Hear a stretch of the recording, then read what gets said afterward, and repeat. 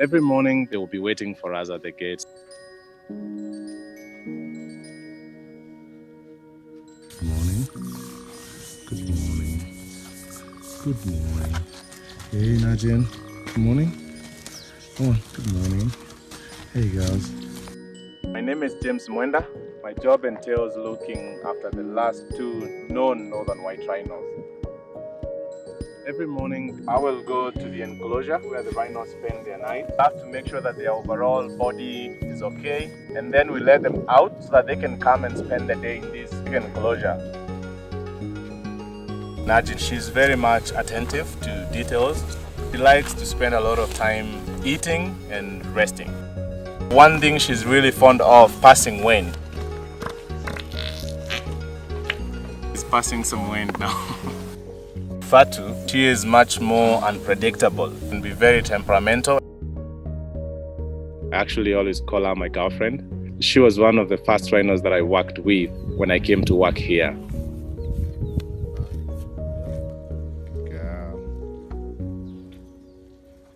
During day hours like now, they are busy here sleeping, resting. So we will come and watch them from a distance, make sure that they are fine and they are safe. Because we still believe there's someone who would want to come and kill them for their horns. So we have to spend the day at a distance looking at them and making sure that they are safe. These animals are like my family. They are everything to me. I spend much more time looking after them than I do with my family. I have to be here for 25 days and then like have 5 days off every month. In the evening though, what you have to do is say, "Hey girls, come on!" And then they will come and bring them back again into a smaller enclosure where we give them a more tight security over the night.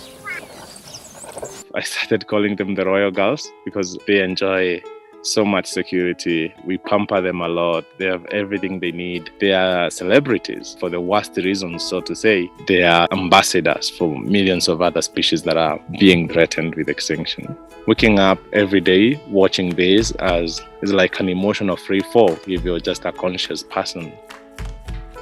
I, together with my colleagues, do not want to be the last people to have looked after a beautiful species like the northern white rhinos. The ideal scenario and hope for now is that IVF becomes the remedy. So if science can be able to save them, that will be the ideal situation. And I can't wait to see some baby northern white rhinos. I can't wait to look my son or my daughter in the eyes one day and tell them like, look, they were about to go to extinction, but they had this chance.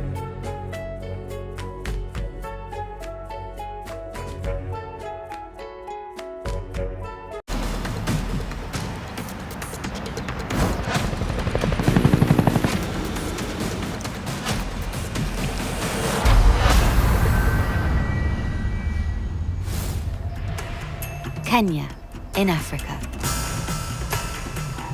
The last 2 northern white rhinos, poised on the brink of extinction. But can science save them?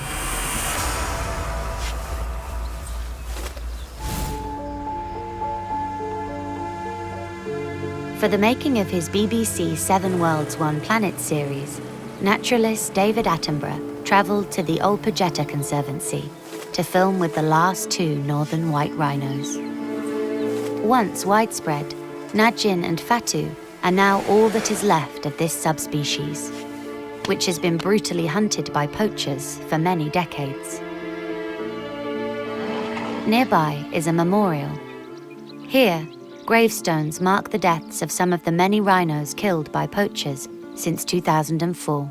That's a particularly sad one. Max. I think I may have met him. When David made his first wildlife documentary in the 1950s, there were over 2,000 northern white rhinos in Africa. Sudan, the last male northern white rhino.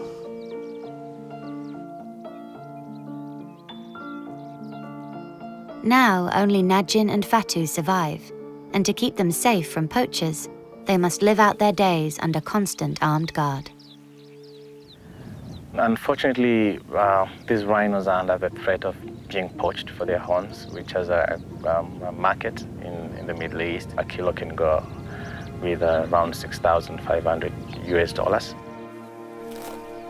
With no male survivors and both females unable to carry a pregnancy, many people consider the northern white rhino to already be extinct. You watch them every day looking at extinction with just, nothing much they can do than just accept the fate that you've allowed them to be in. But a group of scientists believe this need not be the final chapter in the northern white rhino's story. Right now we are here at pejeta Conseverncy.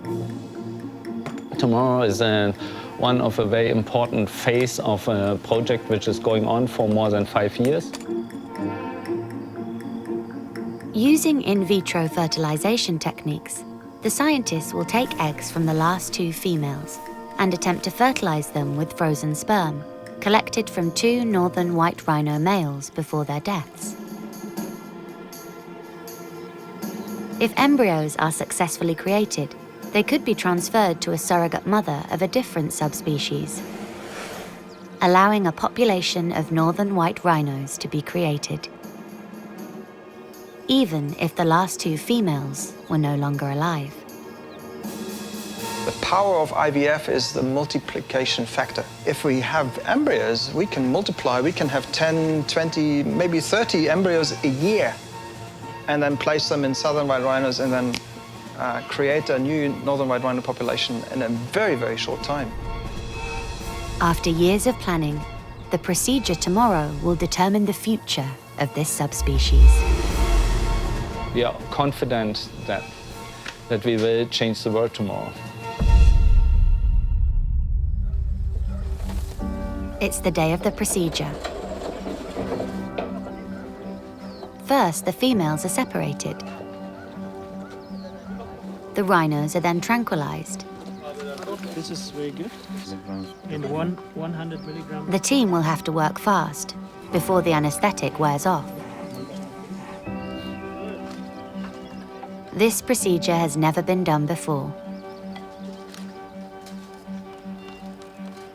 New technology and ultrasound must be used to locate the ovaries.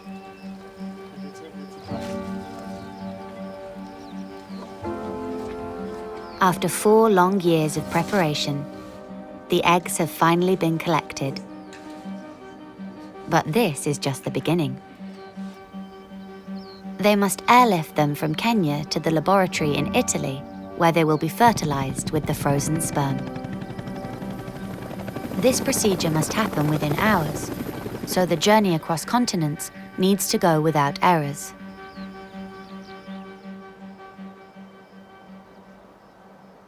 One month later, there is good news. The team was able to harvest 10 eggs, leading to the development of 2 northern white rhino embryos. Preparations for the right surrogate mothers to carry these embryos are now underway. Only time will tell, but there may yet be a future for the northern white rhino. I think the young generation is much more aware of what biodiversity actually means. We as scientists think we can help to rewind some of these mistakes and give the responsibility to the young generation.